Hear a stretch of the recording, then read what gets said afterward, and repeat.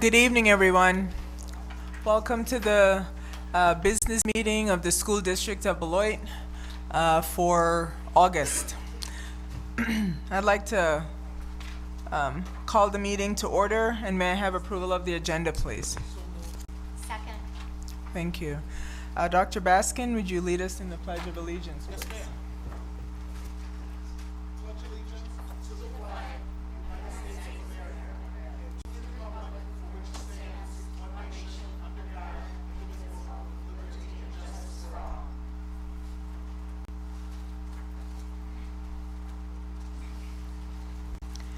Announcements? Pam?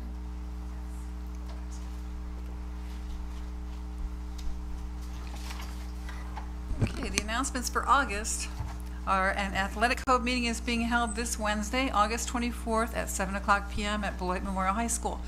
Every student who is planning to participate in athletics during the 2016 to 17 school year at the intermediate schools or at the high school is required to attend. If you have not attended one already this summer, Fall sports have begun for our high school students. Please check out the fall schedules and come cheer for our teams. Beloit Memorial High School is hosting freshman and new student orientation also on August 24th. The first day of classes to start off our 2016 to 17 school year is Thursday, September 1st. There will be no school on Monday, September 5th, in observance of Labor Day. School will resume on Tuesday, September 6th.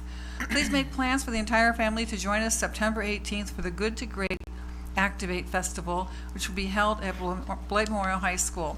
Thank you, and this concludes our August announcements. Thank you, Pam. Michelle, recognitions?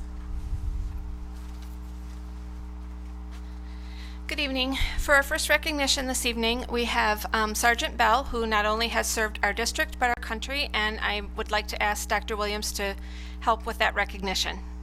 Can you join us at the podium?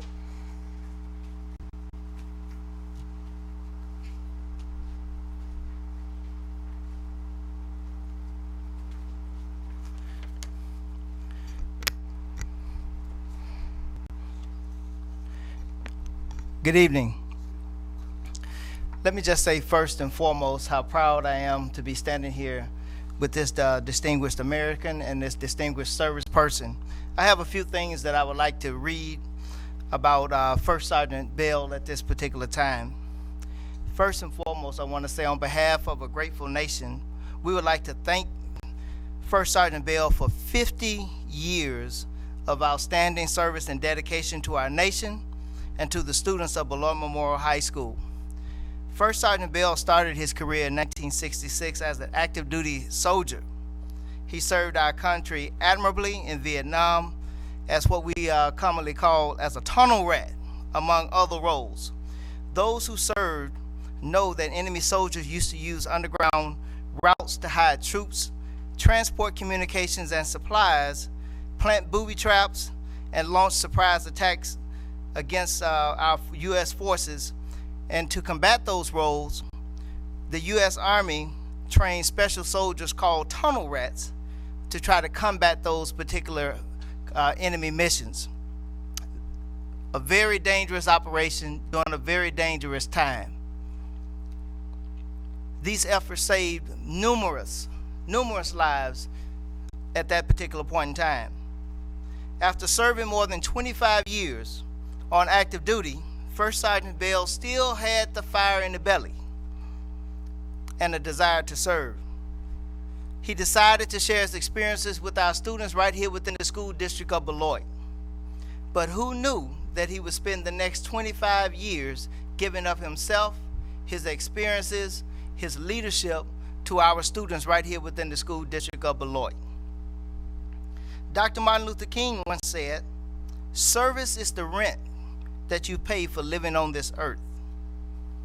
I tell you, after 50 years of service, I would say his rent has been paid.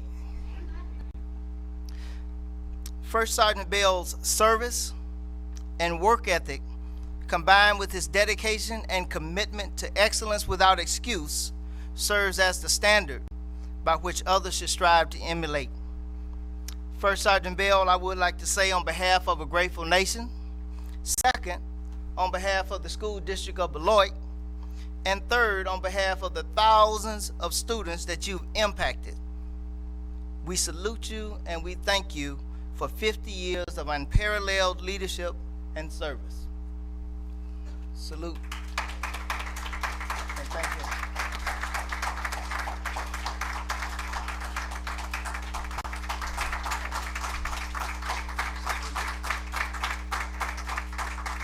Thank you.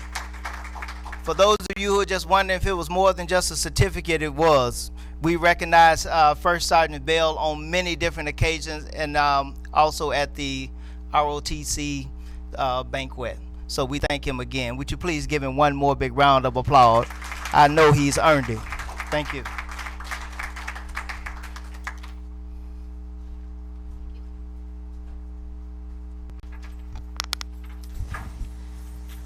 First Sergeant Bell, there are no words to say thank you for all that you have given, for the leadership that you've provided, and for the student lives you've saved with what you've done, and what I know you'll continue to mentor and do wherever you're at. The job of a first sergeant is never easy. To uphold the standard, particularly in a high school environment, particularly in the years, the spans, the decades, the students that you've seen, I don't know how you did it. But you did it with integrity, you did it with pride, and you did it while wearing the uniform through many different iterations of the uniform. Thank you. There are honestly no words. And as a fellow soldier, I say thank you. As a mother of a student who chose to go the ROTC route and recently commissioned because of your leadership, and all of the others, you've provided direction where direction was not there for them. Thank you so very much. You will be definitely missed. Thank you. Sergeant Bell, I would like to go on the record and I'm First Sergeant, yes. I've never been in the military. First Sergeant Bell, I would like to go on the record to first congratulate you on your retirement. I wish you the best in your retirement with your family. I would like to also go on the record to say that I've always been appreciative of your kindness, your professionalism, not only in your job, but even in the community. I just saw you several weeks ago in the barbershop, the local barbershop. Kind, friendly, very professional. So I wish you all the best, sir.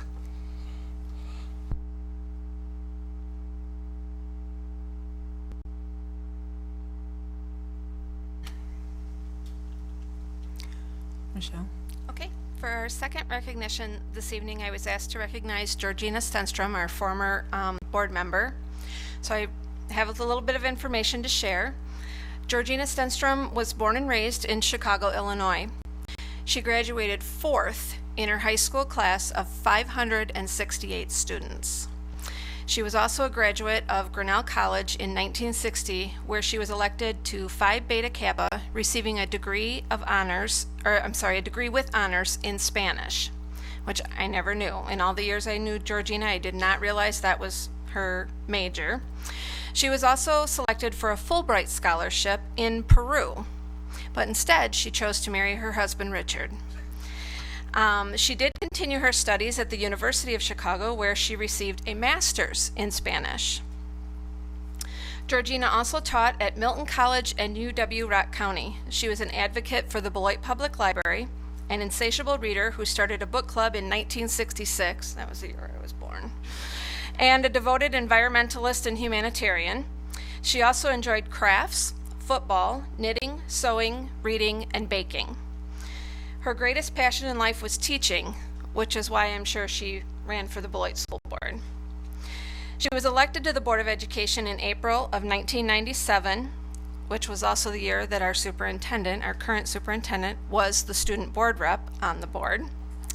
And she served through April of 2005. She served on the Curriculum Committee as well as the Policy and Personnel Committee. And while serving on the Board of Education, her colleagues included people like David West, Kevin Levy, Jim Reesberg, Robin Stoffaker, Regina Duncan, Emmett Riddle, Kim Thompson, John Winkleman, and Shannon Charmer. She also served with Gary Seidel, who is also no longer with us. Some superintendents or administrators that she worked with included Dr. Rosa Smith, Dr. Betty Lang, Dr. Pam Kiefert-Weiss, Dick Peterson, and Ron Nortier, and that's just to name a handful of people. Those who served on the board with Georgina will never forget her passion against unfunded mandates. And some of those have even taken up that same passion, carrying on her tradition against unfunded mandates. Georgina's passing on July 19th touched many. There will be a celebration of life at a later date, and I'd like to take this moment of silence to remember Georgina as well as several other board members who have passed as well.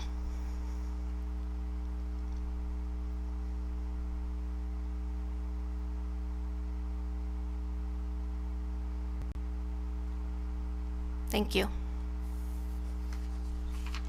That concludes the recognitions. Thank you, Michelle. In Dr. Johnson's absence today, he could not be with us today because of illness. We have Dr. Williams. Thank you. Superintendent's report. Thank you. We have two reports that we're going to submit tonight. We'll first start off with library Excuse me, partners. point of order. We have to ask for citizens or delegations. Thank you. The Board of Education is now at the place on the agenda where we will receive public comments from citizens or delegations on areas of interest that are not on the agenda. The Board of Education will generally not respond or act on items that are not on tonight's agenda. Appropriate items will be referred to administration or one of the board's committees. Citizens wishing to speak on one of the posted agenda items may do so as items are called by the board president. While the board and the district welcomes comments, we as a board also must ask that you exercise care in your comments that relate specifically to district employees or persons connected with the school system. In order to protect the rights of these individuals and in the interest of complying with open records meeting laws or open meeting law, on prior posting of items for consideration at this meeting, the board reserves the right to end comments on such topics. The use of specific names of district personnel may lead to legal liability on the part of the speaker. The board would also remind the public that the board has existing procedures in place to dispose of legitimate complaints against staff members and persons related to the system. Persons desiring to speak should come to the podium and give their name and address before beginning to speak. Each person is asked to speak no longer than 3 minutes. Are there persons who wish to speak at this time?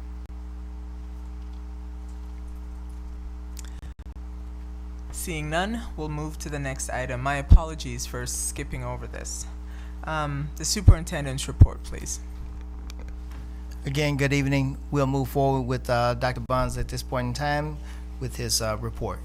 Good evening, everyone. Just wanted to share some quick initiatives that we have in collaboration with our local library. Next to the school district, the library is a valuable gem, and so it's one that we want to encourage our community to take advantage of at all times, and just know that we as a school district, we take every opportunity to build relationships with our local library. So I'm just going to share some really quick things that we have going on with our local library. One of them, most significant, is the Blender initiative that is underway. It's a partnership not only between the Beloit School District, but Carey Ingredients and Starbucks Coffee, as well as our high school. It's an initiative where there will be a coffee shop of sorts inside the public library, and again, it's going to be called the Blender, where we have some of our high school students not only preparing the meals, but also working inside the facilities. And again, that's in collaboration with Carey Ingredients and Starbucks. So we're looking forward to that collaboration. That will open up this coming January 2017. And again, we're really excited about that opportunity. Within our school, we have a number of initiatives that we collaborate with our local library. We have our librarians coming in to support the schools, interacting with our students, reading books to them, also providing events and projects with our students. We also have the Friends at Beloit Library and other entities that support the library, that support our students on field trips. We also look for ways to sign our students and families up for library cards. And we also offer, and this is something that, again, we want to remind the community that is available at our public library, is that they offer hotspots, which are devices that can be used by our students and checked out by our students so that they can access the internet from home. And so this is something that students can check out at our local library. So we want to make sure the community is aware of this, and students as well, that those devices exist and they can take those home and then have the ability to get online through that resource. It's called a hotspot. Also, at the intermediate level, we have BookQuest is something that we continue to do. We have students who pretty much just read books and interact with each other and talk about and discuss in a book discussion format, and that's also supported through efforts of the library, or in collaboration with the library. And at the intermediate and elementary school, we also have the availability for the students who come in and check out resources and books. Again, I've already shared that when they come to our schools, they have opportunities to go into those classrooms, make the students aware of summer opportunities, make them aware of other exciting things that are going on throughout the year with the local library. So we look for many opportunities to engage the public library and to collaborate with them. And so we continue to encourage our families to access those resources because they are tremendous there. And as a district, we cannot downplay the impact that our library has in our community and how they can really make sure we move forward with our literacy throughout the community. So just want to share some of those initiatives. Any questions? I want to thank you for the report. As a former board representative on the library board, I can tell you the last year, almost every meeting, the Beloit School District came up and how the library and the school district could partner.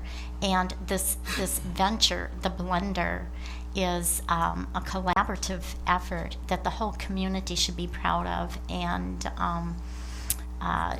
when you go to the library, you can ask more questions about that. But all of the library board members when I served and the director just looked at ways that they could partner with us and in other parts of our community. And I'm glad we have a strong partnership. And thank you for the report.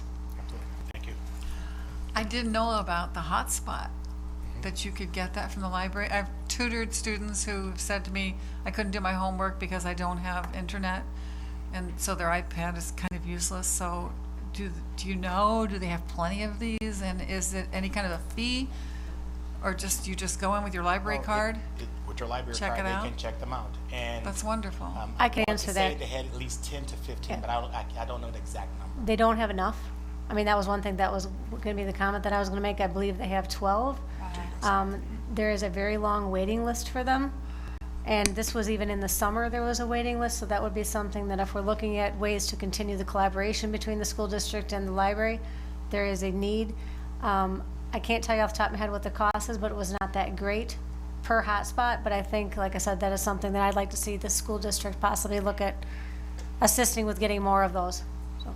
Yeah, I think that's a real need in our community. We have the iPads, but a lot of kids don't have internet. So if we could work on getting more of those to the library, that would be incredible. I think it's Yeah, and we can do that. I mean, I've been in connection with Nick Dumas pretty closely over the last few weeks with some other initiatives that you're going to hear about in the future. So I can definitely reach out to him to see how much those devices cost. We can support those. Just know from the community standpoint that these are really inexpensive in terms of how much they really cost, because it's very limited in terms of the amount of data. So it's not as if students can go home and get on gaming opportunities. Right. It will be an opportunity for them to go on and do some research, but not to do gaming because there's not the level of data that will support it. But definitely enough to do homework, complete assignments, and to do research. great. Thank you so much.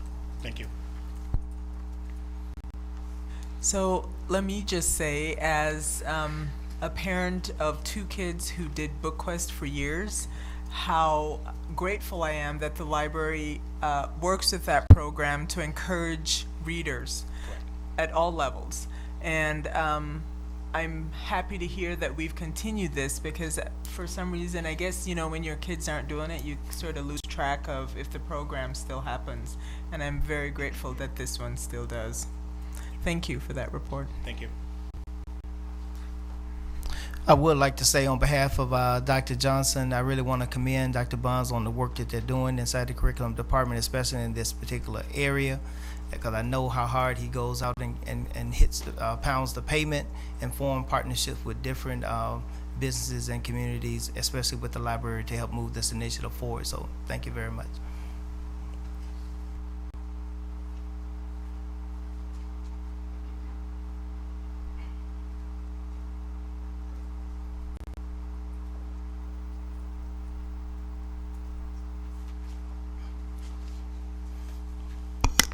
Good evening again.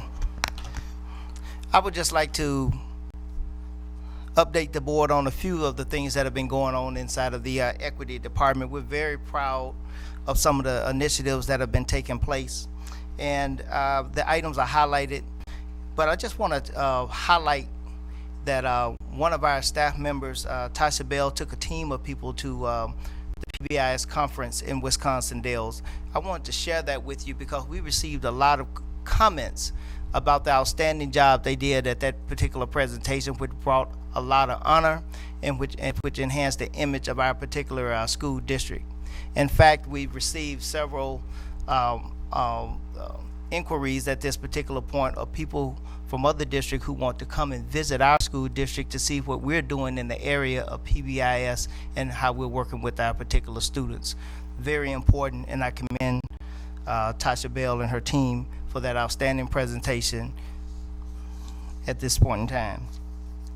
I also want to take a moment to talk about the LULAC Council that went and visited that went to the National LULAC Convention in Washington, D.C. this summer. I took the opportunity to make copies of the letters, or a few of the letters from the students who attended that event.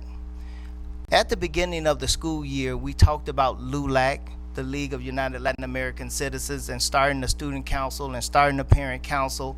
And I want to thank the board for supporting that. And I think that some of the comments that the students made inside of this letter, you'll see my name on it, but it's not all about me. It's about what the board has done to support these students. And I'm just very touched at some of the comments that the students made, and very because they were very much appreciative and supportive, and very humble by our level of support that we have for them and their in support of their initiatives. So I shared those with you, and you can read them at your leisure. This past over the past week, we had our Administrator Academy here inside the school district. As you know, we have several new administrators here within the school district.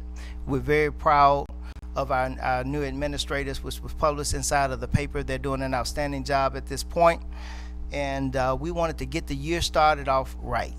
So we had a day-long conference at the Rotary Center, and we're very pleased, and we are very thankful that they allowed us to use that facility to help promote and our new administrators at this time. One of the things that you want to look for in the next month is what we call our Parent Academy. To all the parents who are out there watching at this particular point, we've heard your voices about wanting to be more involved and wanting to be more informed about different school district initiatives and so forth. So you're going to start to see each month topics, sessions that will be taking place at different locations throughout the city of Beloit, where you can come and get more information about things that are going on inside the district, and also to have your voices heard. We will call those sessions the Parent Academy. If you have any topics, please forward those through the Equality Committee, and we will be having different sessions throughout the city discussing those particular different various topics. So we want everyone's voice to be heard, and we want everyone to be informed. We also were very excited to have one of our very own, Rosemaria Lawson, who went to California and was trained in SEED, Seeking Equity, Education and Equity and Diversity Training in California, which was very important. That also helps to enhance our the image within our school district. It also gives us another person who is trained in the area of equity to help support our staff and provide professional development now for our staff. So we're very proud of her for taking on that particular task. I wanted to talk to you just a brief moment about what we call our BASE program. That is our program that we had at the Merrill Center, our Alternative to Suspension program.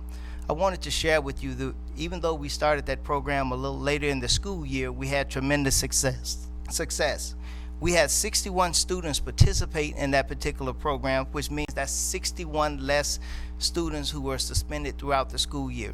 We know that one of our goals is to reduce suspensions and expulsions throughout the school district, and we're looking forward to continuing this particular program this school year, and we're very thankful for our partnership with the Merrill Center and Ms. Duncan for your continued support.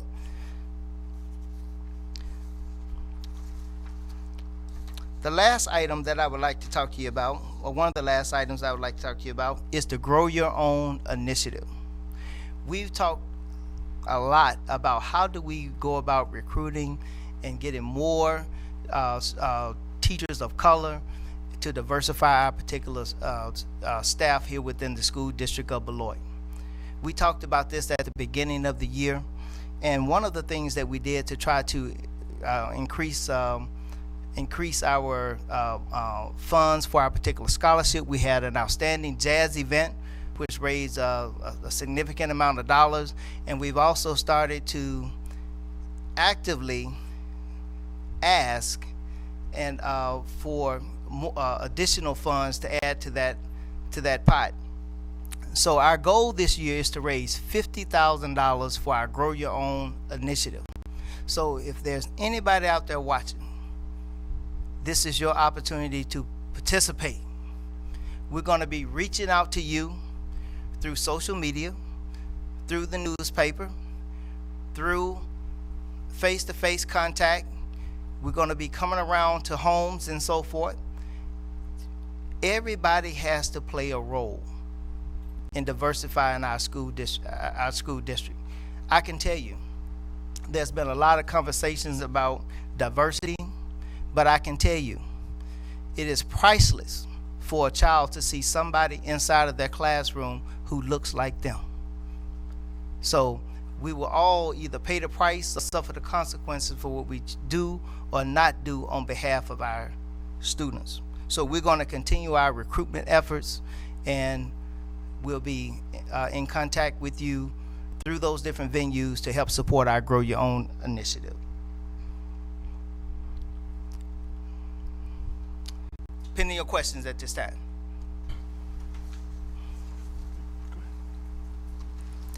So before we begin questions, I wanted to read a small segment from one of the letters that Dr.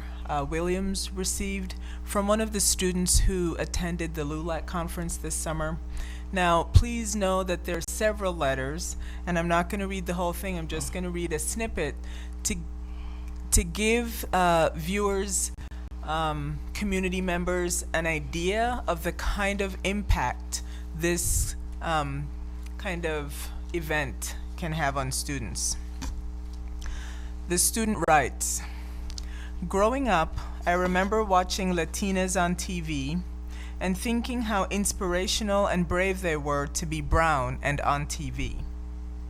All I wanted to be when I was young and still strive to be is inspirational as my brown TV idols were.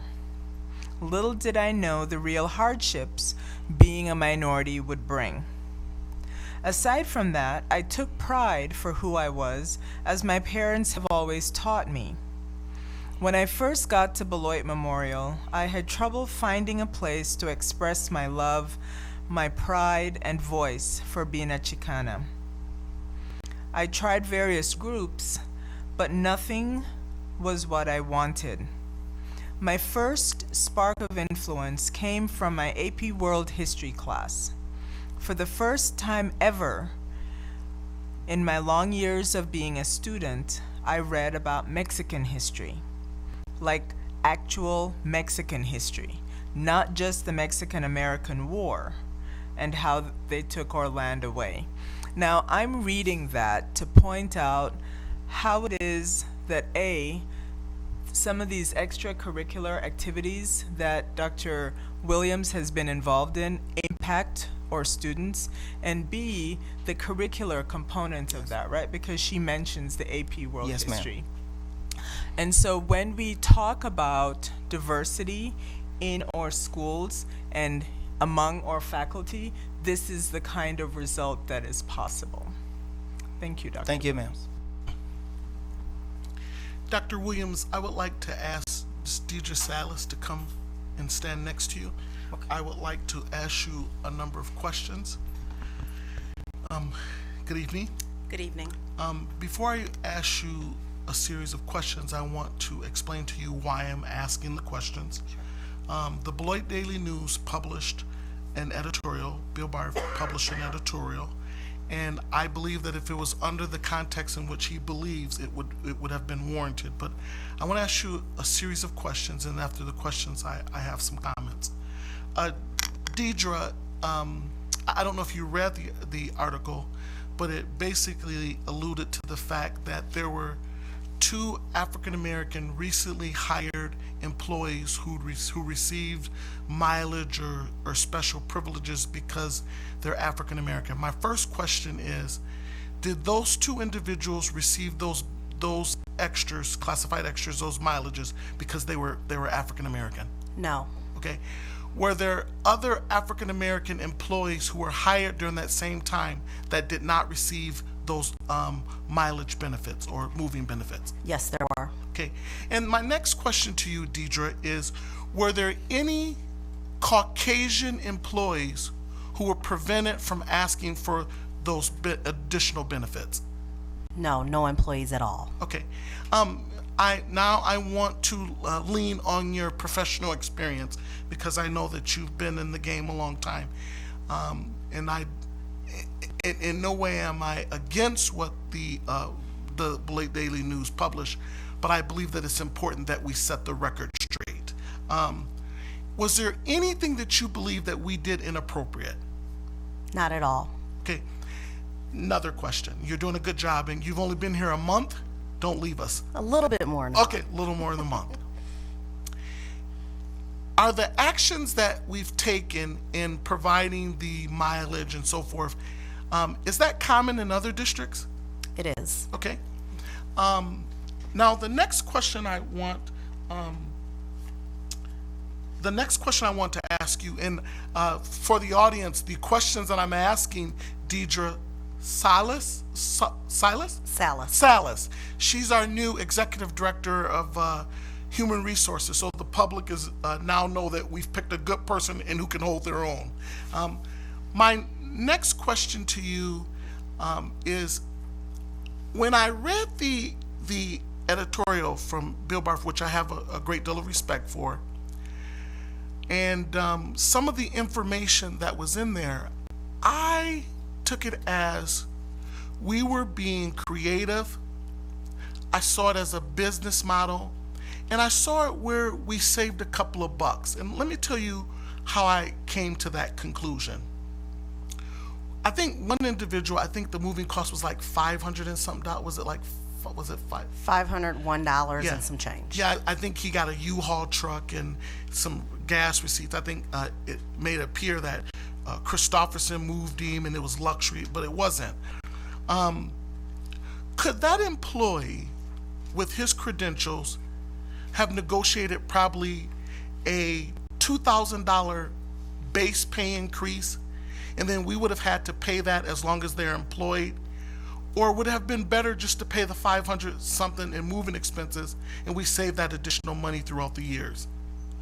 That was a savings for the district by paying the moving expenses because it's a one-time payment versus a negotiated salary that would be over the life of his employment in the district and would also be affected by any increases or pay raises that would come. Okay. And so I think that those are all the questions for now, but there's some observations that I would like to make. And my first observation is, I think in our earlier meeting, when you explained this, I was frustrated, and it showed in the meeting, and I'm fine with that, because I believe that we have to be careful in the comments, in the tone that is made in the paper, on phone calls, because another board member had stated that they had received a number of calls about this alleged mistreatment of benefits. And Dr. Williams, one of the things that I want to say on the record that I think was missed in that whole newspaper article was that when you came to the school district, I can remember it was former board member John Acom, it was President Sharma, Ms. Gard, Dr. Anderson Levy, myself. We gave you a directive, and the superintendent was in support of it, that we go out and we get teachers and administrators of color. And I'm not going to take time to talk about what the research says about having people of color in the classroom. It's not like we're asking all positions to be of color. We're just asking that it be balanced and that it be reflective in the community, because very much like Caucasian people, African American, Latinos, gays, they pay property taxes, they work in the community, and they have ownership in this school system, and they have a right for their children to see examples and role models in the classroom. Well received. One of the things that I liked about your efforts, Dr. Williams, as it related to this, is you were transparent, and you put all of the information on the employment recommendation sheet. And not only was the salary information there, but there were notes. You were very forthcoming.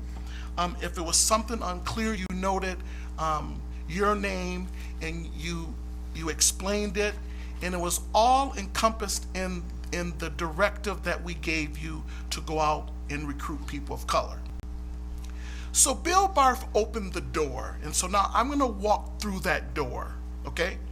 And the reason why I'm going to walk through that door, but I'm going to walk through the door with not alarming anger or frustration, because I think it's just a number of people who've raised hell about this. I think it's a minority of people who've made some phone calls, and the Beloit Daily News gave this article.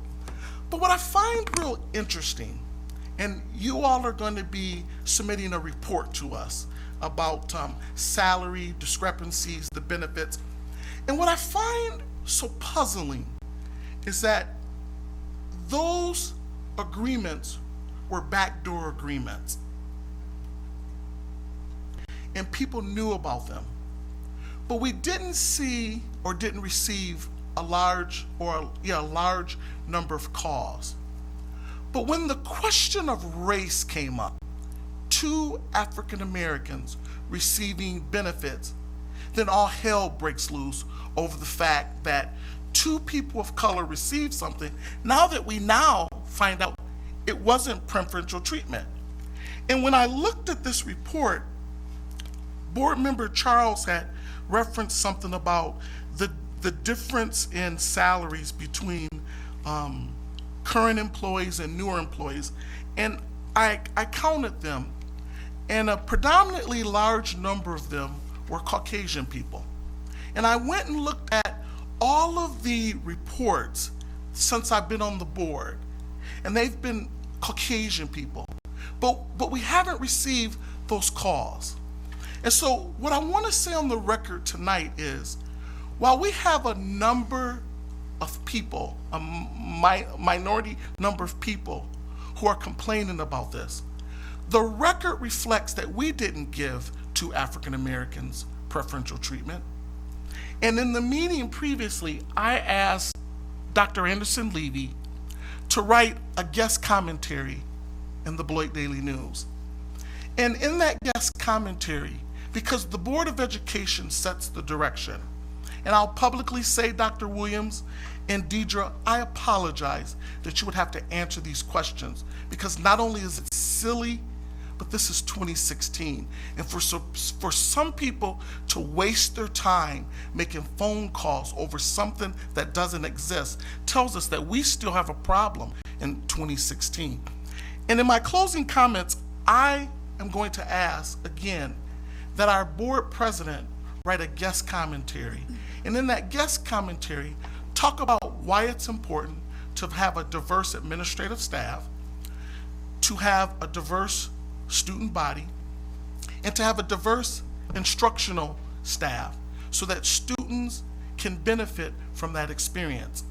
And at the same time, to set the tone of what we're doing here in the district. I'll go on the record and say that when I came on the board, there were some issues about equity and fairness in the district as it relates to the profile of our district in equity in Blacks, Latinos, Native Americans, Southeast Asians, and whites, Caucasians. Dr. Johnson has done a phenomenal job, and his administrative team, Mr. Bonds and Dr. Williams, and now you're on board, Deidre. You guys have done a phenomenal job. In fact, I just posted something on my Facebook page yesterday about the number of people of color that we're hiring in this district. They're not getting preferential treatment. They're having a right at the table just like everyone else. And so let me close by saying, continue to move forward, because I believe that that's the spirit that I would like to give and my colleagues would like to give. And in the future, if you receive those phone calls from the naysayers, just have them call myself or some of the other board members, and we can handle it while you guys continue to be out in the streets making a difference for everyone in the district. Thank you, Dr. Salibi. Pam? I just had one extra question. In addition to everything Dennis said, I see there are other benefits above pay here. One where we actually have to buy out someone's other contract, or the penalty for them leaving their other district to come here. Correct. And I see 2 people receive that. So that was $1,000 per new hire. Sure. Were those people minority or non-minority? They were not. They were non-minority. Non-minority, yes. Okay, so we're being pretty fair across the board. We're trying to recruit great teachers, and we're trying to recruit minorities, but above all, we're recruiting the most qualified people that we can find. And part of the recruitment process is the negotiation process. Those individuals that had resignation penalties from other districts to come to us brought that to us and said, to leave my district because of the date, I would have to pay X dollars to get out of my contract. Is that something you would be willing to compensate me for or pay on my behalf in order to get me into your district? We accepted that, and we are paying those penalties to that district to get them to come to our district. And that's a Okay. one-time payment. And that's also being done by other districts. When they take our Yes. employee away, they're paying the penalties. Correct. So we're not doing anything different than any other district is doing, Not at all.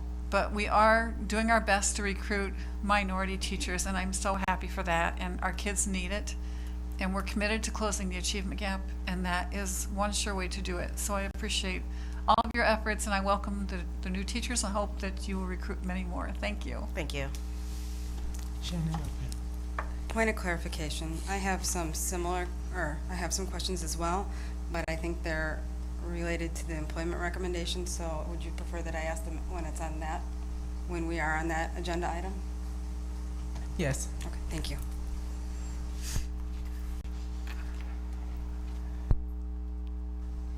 Other questions for Dr. Williams or Ms. Salas? Nope. Thank you. Thank you. Thank you.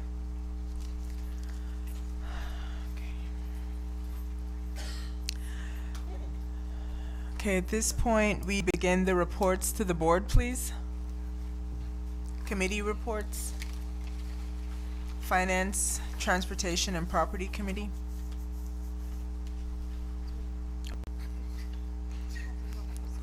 Somebody else is doing it this time. Okay. We met on July 26th. I think the record reflects the meeting lasted 1 minute.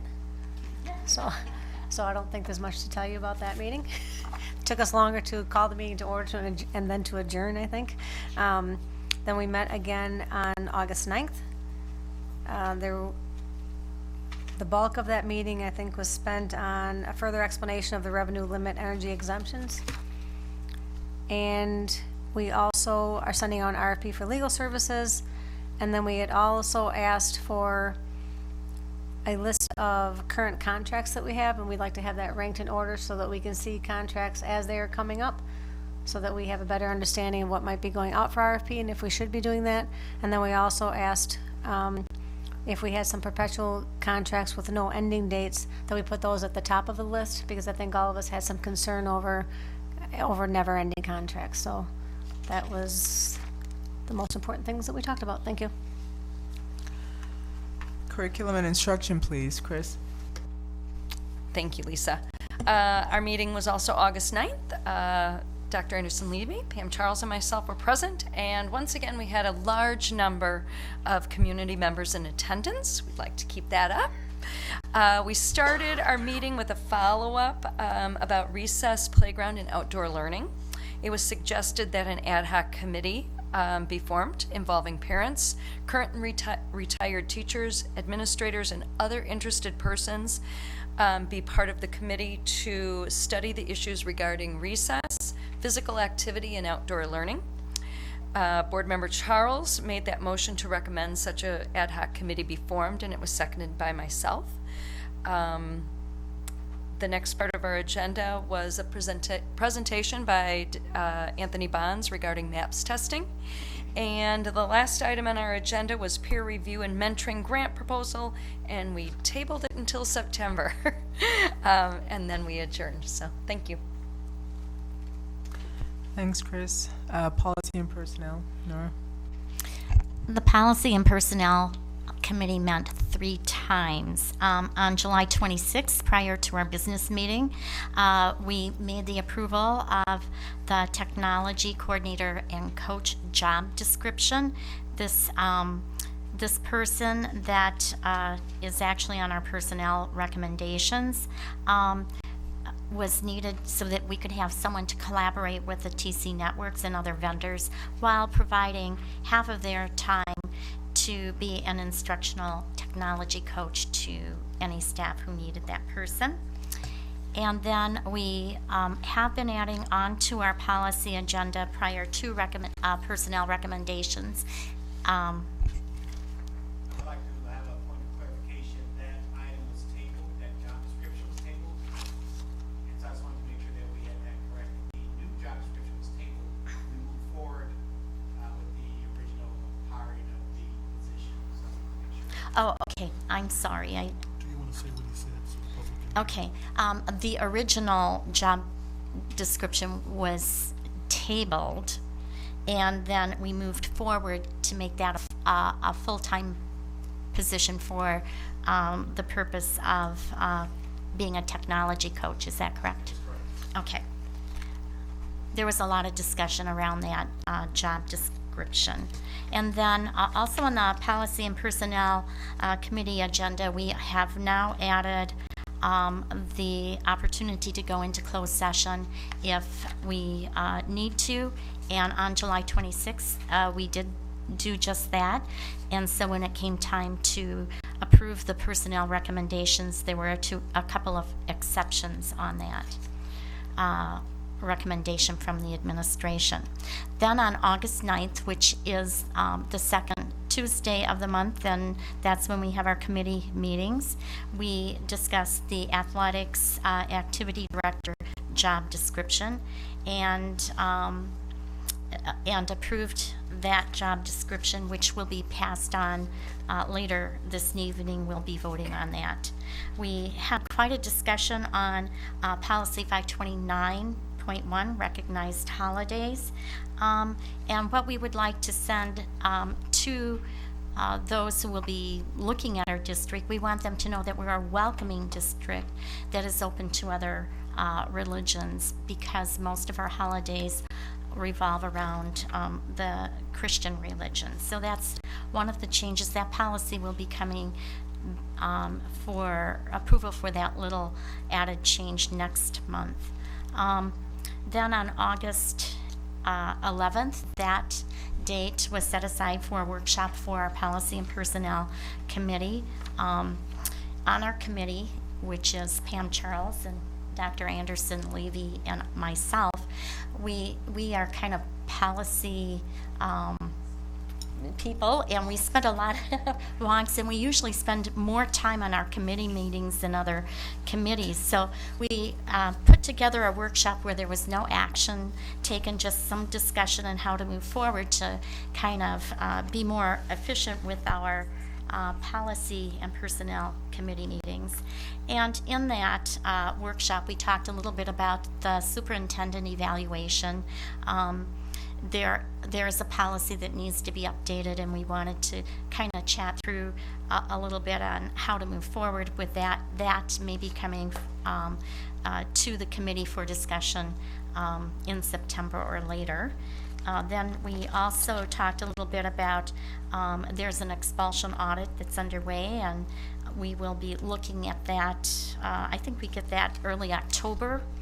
And we talked a little bit about the gender bathroom policy topic and how perhaps we need to have some education within the community. This topic is being brought forth through the legislature, and there's some federal regulations and litigations, so we just want to be on top of it. And then lastly, in that workshop, we had one community member present, and that was Sean Levy, who's a former employee and parent. So that wraps it up for our 3 long meetings. Are there any questions? Pam? I have one, because later on the consent list, we're going to be asking to approve something that references back to this. So your minutes from July 26th, at the end, number 5, it says, we recommended Exhibit A to the full board for approval with exception of the 2 recommendations discussed in closed session. And it says JD and acceptance of the resignation from AT with recommendation to from AT. What does JD mean? What are we doing? No, but what are we doing with JD? It doesn't say anything. It just says JD. What page are you on? She's on Page 27, item 5. I'm only asking because we're going to have to later approve minutes that says according to what was come out of committee. And I don't understand what we said there. On the personnel recommendation list, we have the whole, tonight we have 6 pages. I think there were 3 pages there. And so we approved all of the names except for the what is mentioned about JD and then also AT. Oh, I see, with exception. Yes. So when we looked at that whole list, we said, yes, we agree with it, but in closed session, there were a couple of issues with a couple of... Okay, I understand now. Okay, Okay. the way it was written, it wasn't clear. Thank you so much. At this time, I'd like to proceed with the consent list. Please note that all items listed will be enacted in one motion. There will be no separate discussion of the items unless a board member or citizen so requests, in which event the items will be removed from the general order and considered in their normal sequence on the agenda. I'd like to make a motion to accept. Second. Did you have a question, Shannon? Not at this point, okay. All in favor? Aye. Okay.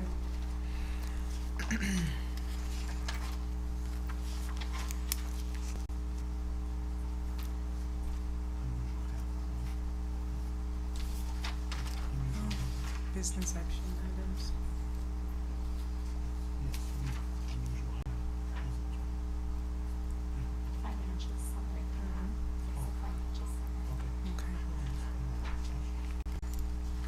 So the next item is unusually hazardous transportation approval.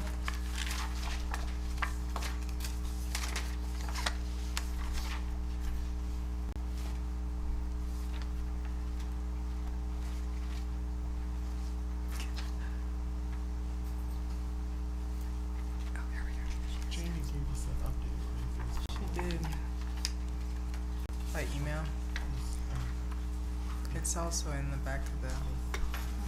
Move approval. I'll second, but I have a question. Yes. My question is, Franfers Intermediate School hazardous area, I don't see, or am I overlooking it? Lathers Woods? We're listed. Pardon me? Lathers Woods is typically listed. It was listed. Did you see it on Franfersen? I think we're part of the whole deal, though. No. Is it part of the whole, is Lathers Woods just for every school? Is it listed somewhere for every school as a hazardous route? This was just to update new addresses for the 16-17 school year. So if you're inquiring if Lathers Woods is considered a hazardous area, that I can find out for you. But I know that Lathers Woods was already considered one for the high school, but I still see it under Beloit Memorial High School listed on this one. So I was wondering why it's listed under the high school when it already was there. That would have been, it's just a running tally. So it's that we haven't taken any off the list. We just continue to add to the list. All right, but like I said, it was already on the list for the high school before, but it's on there again now, but I don't see it on any other school. So this is not the complete hazardous list for our entire district? Yes. Yes, it is, or yes, it is not? No, I'm sorry, that is the update. This is the updated list. But updated meaning it's the complete thing, or it's just partial? It is the updated for 16-17. It's the complete. It's the entire, every hazardous area. Is it the aggregate or the cumulative? Every hazardous area in our district is listed on this report. This is every hazardous area in our district. Okay, so then I don't see Lathers Woods under Franfrusen or any other school except for Beloit Memorial. Chris? I think what she's asking is Lathers Woods, that neighborhood is always a hazardous transportation issue, but it's not listed under any other schools except the high school. Beloit Memorial. Actually, two Yes. parents had to take it to the state to get it approved for Beloit Memorial, so I don't think it's always been. No, it hasn't always been, but within the last 2 or 3 years. So should we have it under every school? Should we add that to this that's the list? Yes, we can. We We can do should. that. We can work on that and get it updated to send it to the state. Because Okay. we do submit this to the state for their approvals. Right, so then Lathers Woods will be under every school title as being, Correct. Hazardous. And typically, these are brought up because we had community members or parents that wanted to get it addressed for their student. So we can get that added for each okay. location.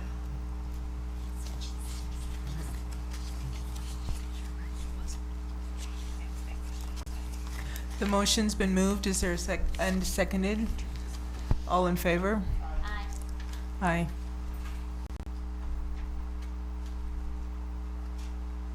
Physical activity, free play, outdoor learning, playground equipment. I'd like to move to the, give approval for the committee to form an ad hoc committee to study the issues regarding physical activity, free play, outdoor learning, and playground equipment. I'll second that. Thank you. All in favor? Thank you. Next item, athletics and activities director job description approval. Move approval. Second. All in favor? Aye. Thank you. Next item, item E, policy 421, entrance age, and 421, rule 1, early admission to 4 or 5-year-old kindergarten, second reading. Move approval.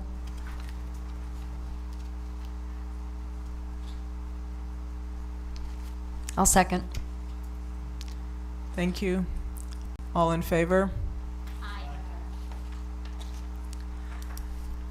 Item F, personnel recommendations. Personnel recommendations, Exhibit A, general employment.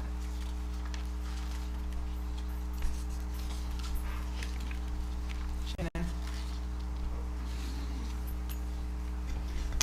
move approval and then discussion, please. May I have a motion? She moved approval. Oh, Second.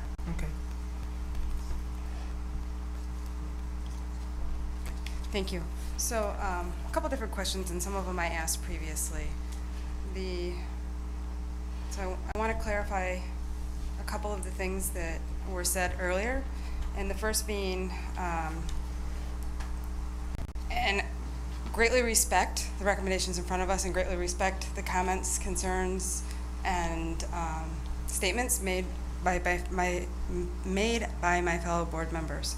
I just want to be very clear that of the individuals receiving moving expense, that a statement was made that there would be no reoccurring expenditures, but please note that there were revised contract pay for both individuals.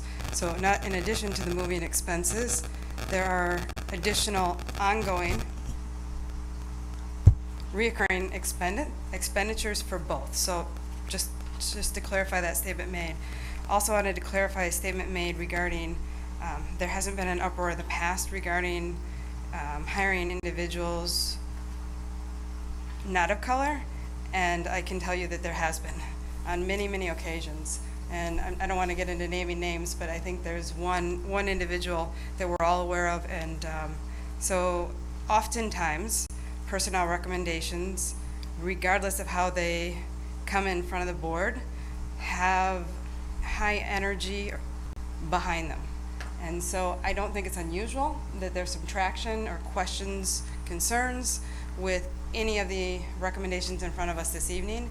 And I think that's why it's always important that we do due diligence to ensure that we have our policies, practices in place. And so I greatly respect the mechanisms we've put into place to get us to this evening. With that being said, one of the questions that I asked earlier, because in looking at our equity plan update, we do have a current practice that we have a low percentage of minority professional educators, and our proposed practice is to increase efforts to hire more minority teachers and use in-service retired minority teachers to recruit. If I look at our action plan, it does not afford us the language to provide dollars specific to utilize for creative recruiting. I think it should. And I'd like to further clarify that the Board of Education provided $100,000 for the execution of the initiative of the equity plan overall. So what I would like is for us to ask administration to go back into the equity plan and associate those dollars to those components. When having this discussion earlier this evening, when I asked about that, a couple different opportunities to enhance how we can move forward and ensure that we're within our policy and procedures that we currently have were brought forward. And so in reviewing those, one being on April 26th of this year at our televised board meeting, we moved forward the 2016-2017 Equity Recruitment and Retention Plan, which is outstanding, and I appreciate all of the hard work behind it, and it's extremely well written, but it does not provide a mechanism for the creative recruitment. Then I went back, and Dr. Williams did provide us the suggestions for equity in education. And Dennis, this is the document that you and I, when we sat with Dr. Williams, as we were saying, because originally we had looked at an ad hoc committee specific to an equity plan, but with a focus on diversifying our staff. So that's kind of what that's where we originally started. And while the draft provided language for travel expenses, it did not provide a mechanism for revised contract pay, and it did have the caveat of a hook that the teacher must stay at least 3 years in the school district, and if leaving before that, it would be returned, the money would be returned and recovered. So I fully support the spirit and the intent of what's in front of us tonight, and I don't want to negate that in any ways.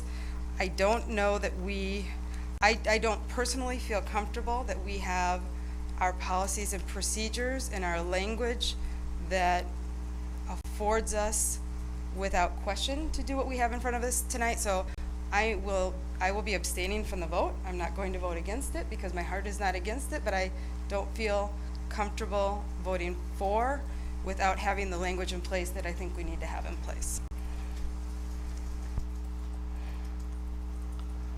A fellow colleague, Sharma, could you elaborate a little more when you say the language and what part makes you feel uncomfortable? And I guess the reason why I asked that is because you were one of the great champions of the $100,000, and so now I think that there's a change here. I ask that you give us that additional information, please. So thank you for affording me the opportunity to clarify that. I am a champion. I have always been, and I will continue to be. Where my concern is that whenever looking at ensuring equity, regardless of what of the component, I feel that we need to have specific attributes tied to the dollars that we expend. So while we while we designated $100,000 to be spent on the equity plan, I don't know how much we have spent with the in-services, with the training, with all those other components. We've done a boatload of outstanding things in the last year and a half, and we're going to continue to do so, and that's a direct reflection of our administrative team and from the board's commitment. So I applaud the board and the district for doing it. I don't know how much we've spent, and I would like to see X number of dollars per year set aside specific to afford for creative recruitment. So we know how much is allowed. And we know and we can plan for that, and when questioned, if ever questioned, we can refer right back to our equity plan or our recruitment plan or any of the other various pieces of which we have, but we don't have that language that has the dollars tied to those plans. So, colleague Sharma, what you've just discussed are the things that are in the equity plan. We're not voting on the equity plan. We're about to vote on the personnel recommendations. Now, let me finish because I think you opened a door and I'm going to go there, okay? Did not our personnel director tell you that no one received additional benefits because of their ethnicity? And so I don't understand how that can be tied to the equity plan.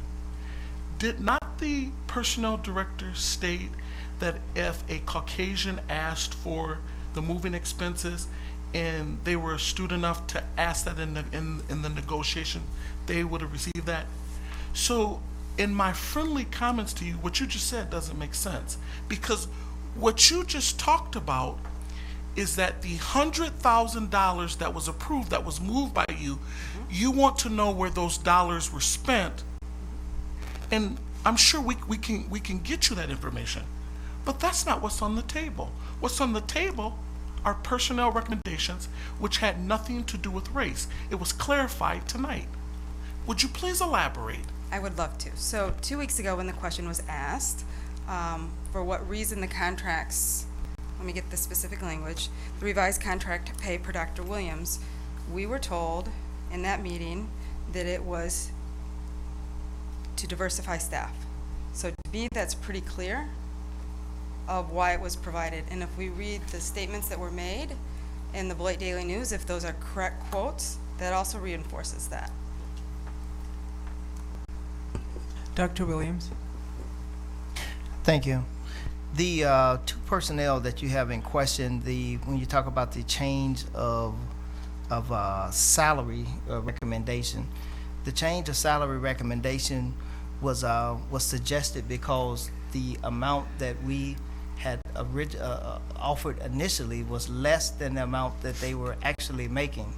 So for one individual who was recommended now at this $44,466, prior to him, the original offer was, I believe, somewhere around 39, which was less than what he was already making. So to recruit a person and to be competitive, we wanted to at least match the amount that he was making, which was already around $44,300 and something dollars at that point. So with what we're offering now compared to what he was already making, we're talking a few $100. Pam? Yes. Ms. Sharma, you bring up an increased salary, which Dr. Williams just addressed. If you look down, one personnel below those, you see salary increase of $4,466 to match high school tech ed position responsibilities. Okay, see, it happens, and it's not connected to race. It happens because it's the fair and right thing to do. And if we're going to recruit excellent teachers and fill these many positions we have to fill, we have to be able to say, oh, we didn't offer enough. This hasn't come to board approval yet, so it really isn't an increase. It's the final, it's a change in what they gave us as a preliminary proposal. But right now they're saying, this is how much you have to pay this non-minority person to get them to come here, and this is how much you have to pay these minority people to come here. And one of them is a special ed teacher, which is incredibly hard to find, let alone being a minority special ed teacher. So, I mean, how much did we designate for non-minority incentives? Because if you're going to say we have to designate so much money to recruit minorities, I want to know what pool you're going to take it from to recruit non-minorities, because that's what we did here with the tech ed position. We said, how much should you be making? We're going to up it, and we're going to get you here. Where's that pool of money? I don't see that. And I don't think that if we ran out of our $100,000, we would say, okay, no longer important to recruit minority teachers. I don't think we would do that. So I think we have to vote on this with what's in front of us, and we have to have the courage to say this is the right thing to do. Each of us want to improve student achievement and decrease the achievement gap, and this is one way of doing it, just one of the elements, but this is one of them. So just to be clear, Mr. Schindler is an educator currently within our district and has been for many years, and this was to align him with other educators. This is not a new hire. Okay. Then I still say the same thing. We didn't have to increase pay, correct? But we did. It's the right thing to do. It's the appropriate thing to do. That's a different conversation, but I appreciate the statement. Wait, what did you, Mr. Schindler? Okay. So, yeah, I don't understand. I mean, we're giving increases to keep our good teachers, to recruit, to retain. I think it's the right thing to do. Was there a pool of money? Was there a pool of money to increase it? That would be a question that we would have to ask Deidre. And why was Mr. Schindler's pay, it looks as though so that he would be comparable to the people within his department. He was hired as a middle school teacher and worked in a middle school role until last year, 2 days before the start of school, where he replaced the high school teacher that had been the high school tech ed teacher that had been in an accident. So thinking it would be a short-term fill-in, it was actually for a full school year. That teacher's still not able to return, so he has now been permanently assigned to that job. So he was being compensated as a middle school tech ed teacher, but he does have the skills and the training to provide the needs at the high school level, and because it's specialized training, he is being compensated for that. So if I could clarify, essentially he was put where he would be on a salary scale where we don't have salary scales, but we kind of do, and that's why we saw an increase, a revised contract, because that's not where these two individuals would have been on our salary scale. But we are adjusting Mr. Schindler to where he should have been on our salary scale. Not necessarily where he should have been, but where he deserves to be. Correct. Based upon skills and experience, because he was compensated according to what his assignment actually was. His assignment has now changed. Okay. Understood. So then, Just 1 minute, please. We have other people with their hands up, so I'm going to but go. this is just a follow-up to that. Oh, I please. see. Yeah. So are you saying then that our two minority educators that we recruited, are we also, with the revised pay, compensating them fairly and according to their skills, just like we are Mr. Schindler? We are, but the other thing I would like to highlight is that principals have the right to interview and select the most qualified candidate. So when these individuals call HR to negotiate, I don't know who I'm talking to. I don't know what they look like. I don't know what their background is. this is very coincidental that they are minorities, but they were initially recruited to come into the district, but it just so happened to be that they are the ones who reached out and negotiated something different for their contracts. So I just wanted to be clear that it's not taken into consideration that what their race or their background is. Okay. Shelley? I guess just a point of clarification or confusion for me. So if we set aside $100,000 for the equity plan, can someone give me an example of when we would be able to count money towards that?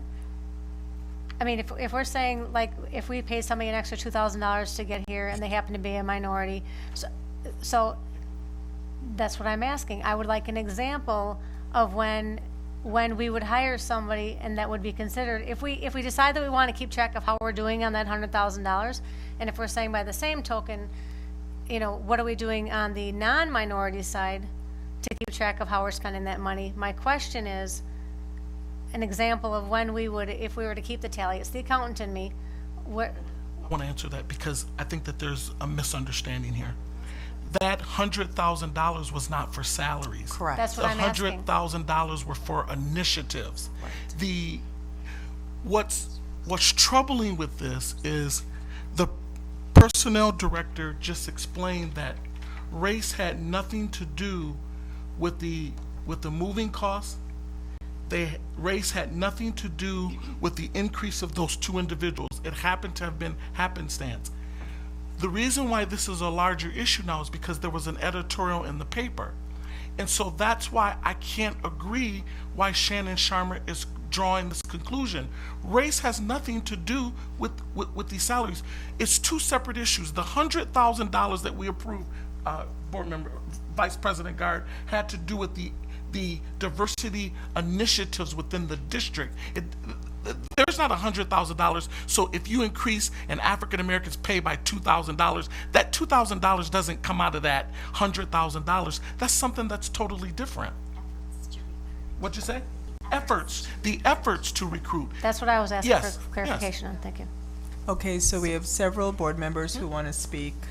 Nora, Pam, and then Shannon. Originally it was. All I'd like to comment on is in the Policy and Personnel Committee prior to this business meeting, we had quite lengthy discussion on a number of things.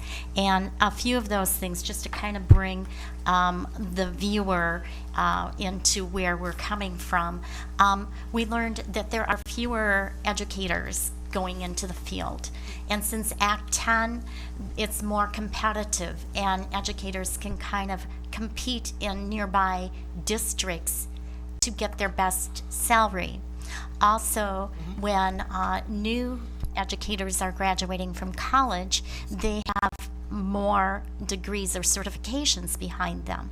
And so that makes the hiring process and the salary and all of that not be as clear cut as maybe what it was even 5 or 3 years ago.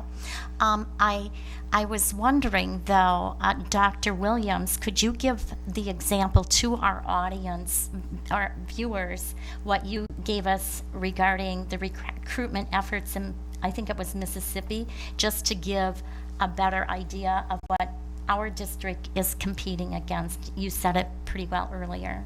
Is that all right, President? Yes, ma'am. Thank you. Whenever we would go out and recruit, and to be more to be competitive with other districts, we were at a recruitment fair in Mississippi, and our beginning salary is around $36,000.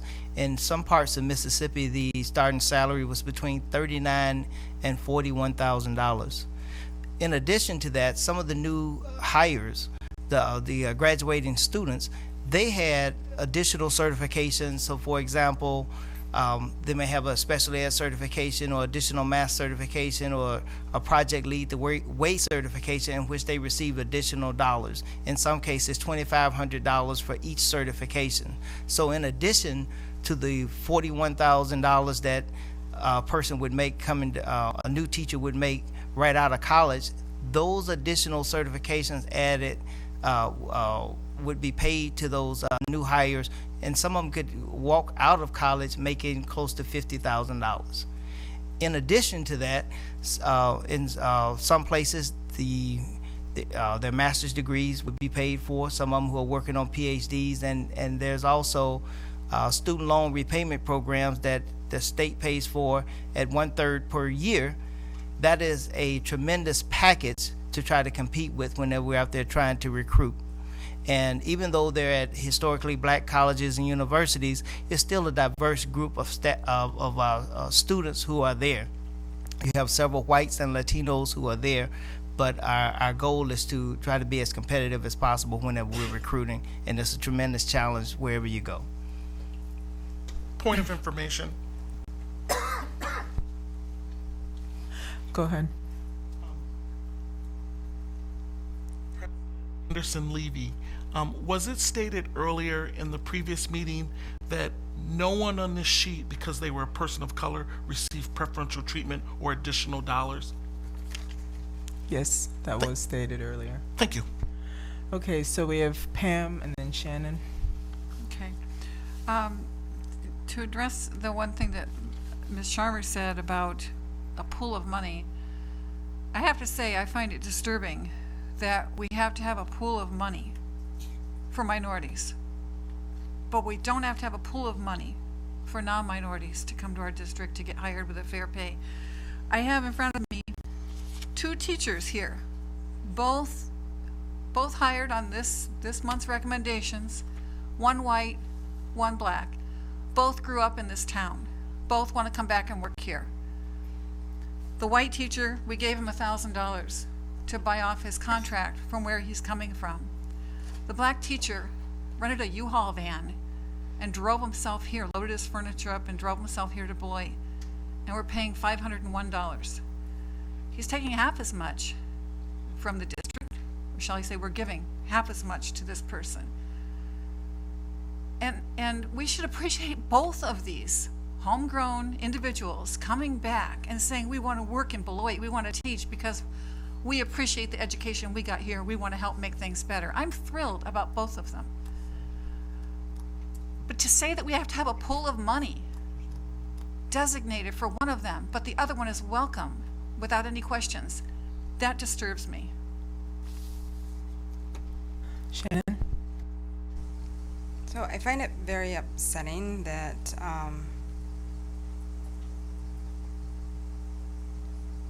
that it seems preconceived ideas are being asserted.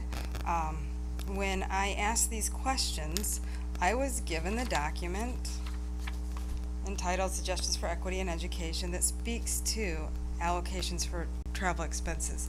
So I wasn't drawing the conclusion. I'm going on what information I was provided. So I'm not inferring it's because of the color of an individual's skin or what race they are. That's the information I was provided. This is what I was given. So it wasn't my inference. This is what I was provided when I asked the question.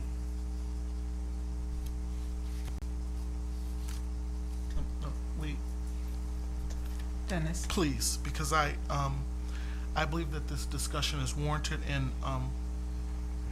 Board Member Sharma, I appreciate you being so open about this, because I think that there are some people in the community who share the same sentiment. I think it's sad, but I think that we need to have this discussion in the open. What I find real interesting about this, you opened the door, so I'm going to go there, okay? Is that we're having a discussion about 2 African Americans receiving preferential treatment. And let me finish. It's been clearly stated by our astute personnel director that race had nothing to do with that. And so, Sharma, you're raising hell about this, but it was you who told us we need to look into the salaries of what former Superintendent Steve McNeil did, but it took years for you to address that. No, let me finish here.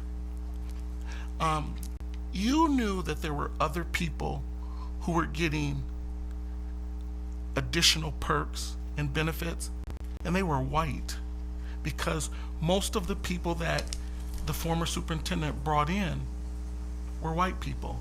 People of color didn't really have that opportunity. But I didn't see you raising hell in the paper about that. Well, no, let me finish.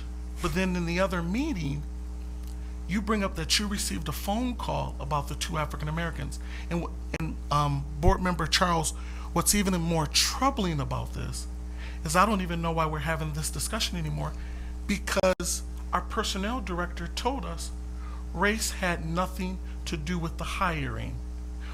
Race had nothing to do with the hiring. Race had nothing to do with the benefits, the additional benefits that they received. They just happened to be more astute in their negotiations. Mayor. And I look forward to another half an hour if you want to, because there's some other things I want to bring up that you didn't discuss, and I think the public needs to know about this. We're gonna stop the undercurrent of this race stuff. It needs to stop. And I wanna say this. This is Beloit. This is my hometown. I love it. But I'm sad that we have to discuss this in 2016, that our personnel director has to stand up there. Our assistant superintendent that we hired has to answer a bunch of silly questions after we've been told race had nothing to do with it. Shannon? Dennis, your personal attacks are unwarranted. You know as well as Excuse I me, know. if I attacked you, I apologize, but how did I attack you? 2 weeks ago, when we asked the questions, we were told it was due to an effort to diversify staff. I'm not sure how else I can take that. 2 weeks ago, we were told in the policy and personnel meeting that the reasons for the revised contract pay per Dr. Williams was an effort to diversify staff. No, That is very clear. we weren't told.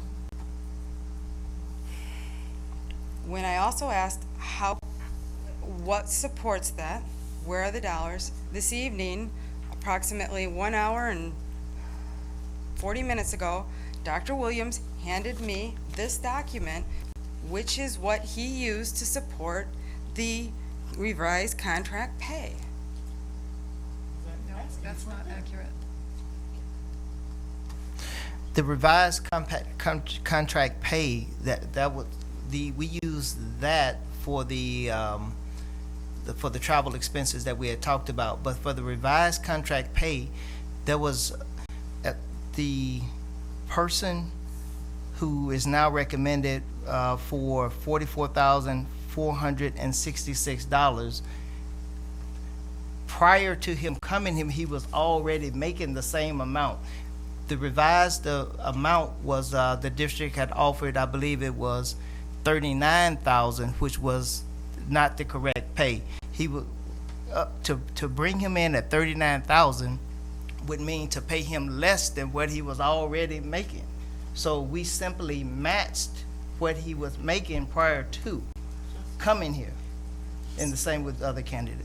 So, I appreciate that, thank you. So if I look at our hiring practices, there is a rubric that each professional educator per April of this year shall complete, which lists all their certifications, all of their qualifications, all of those components, correct? Yes. And Yes. that's how they are assigned on the salary scale. So when the question came up, why after the fact, of which the offer was made through our Director of Human Resources, our Executive Director of Human Resources, why was there a revised contract pay after the fact? The rationale we were given is because there was a promise made by Dr. Williams for a different pay. That's what we were told 2 weeks ago.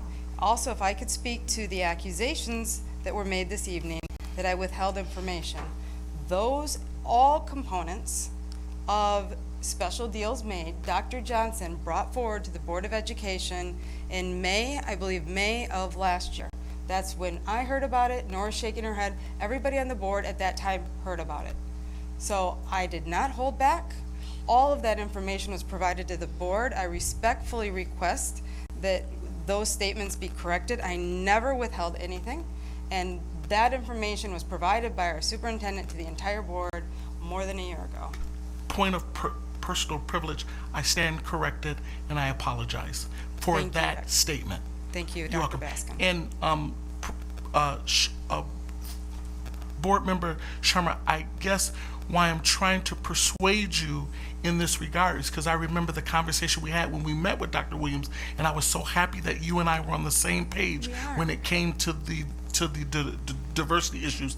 And so you had mentioned earlier about an attack, and I want to go on the record and say there's nothing in my spirit that would want to attack you. It's just, please don't mistake my passion for as an attack.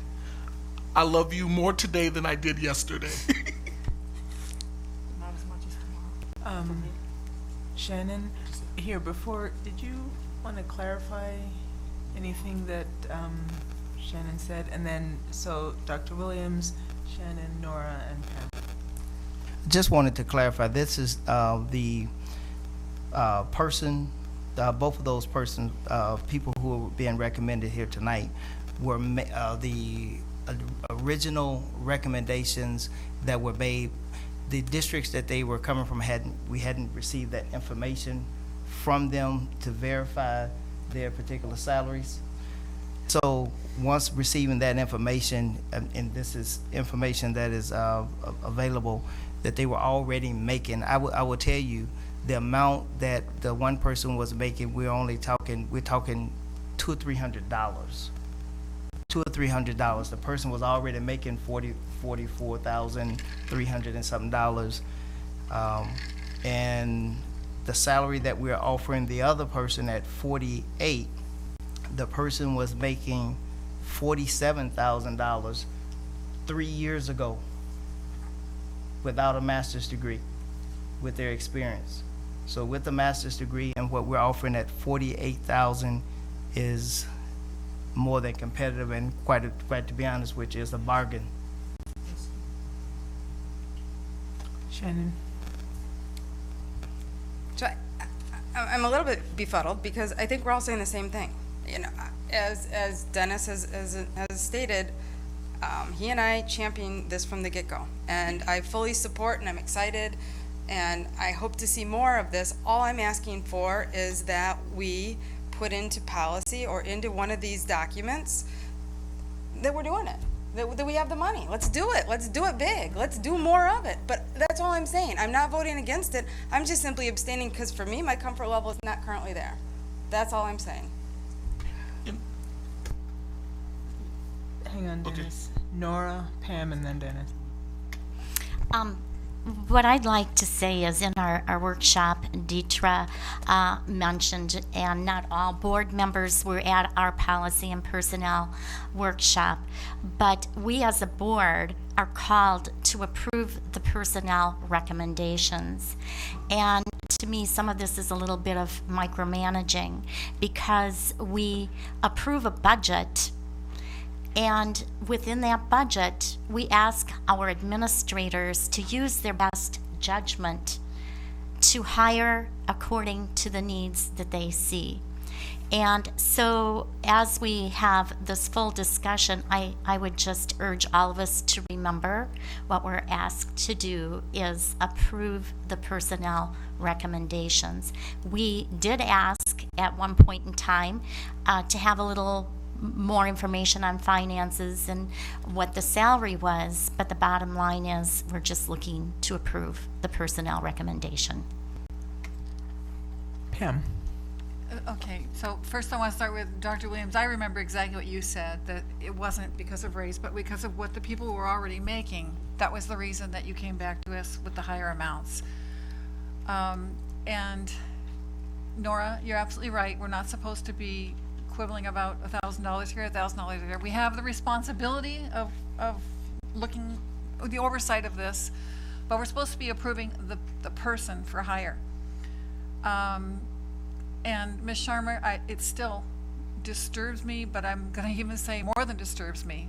This whole thing about I have to have it written in policy that we're going to give black applicants extras when we're giving the white applicants extras in a different form. It's just troubling to me. We're giving white applicants $1,000 here, $1,000 there, but the black applicant that gets $500 or $3,000, we have to have this policy written for it. And I don't know if this is bothering anyone besides me, but it's really bothering me more than I can put into words right here. I'd like to call the vote, please. Roll call.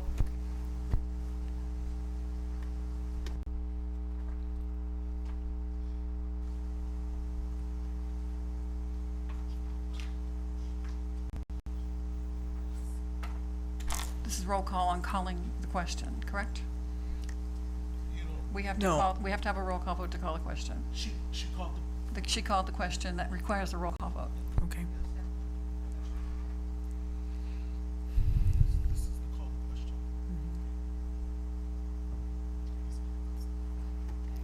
Yes. Aye. Aye. Aye.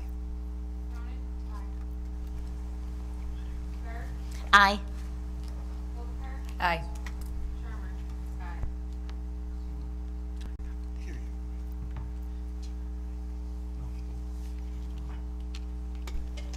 May I have a motion, please? I move approval of the personnel recommendations as presented. President Levy, I think Shannon Sharmer, there is a motion and I think there is a second already. For who did it? I think it was Shannon and Pam. Is that right? Okay, roll call. Before we discuss. Excuse me. Aye. Aye. Aye. Aye. Aye. Aye. Abstain.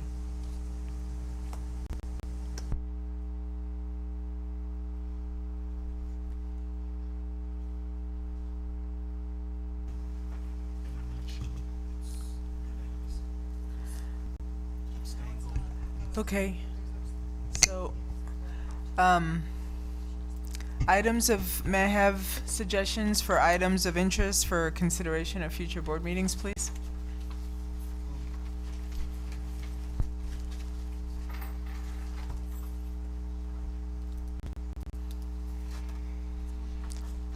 Are there items of interest for future board meetings? Seeing none. The next committee meetings will be on September 13th, the meeting of the Finance, Transportation, and Property Committee, Curriculum and Instruction Committee, as well as the Policy and Personnel Committee, September 13th. The next business meeting is on September 27th. We are now adjourned and will reconvene to the special board meeting. Thank you.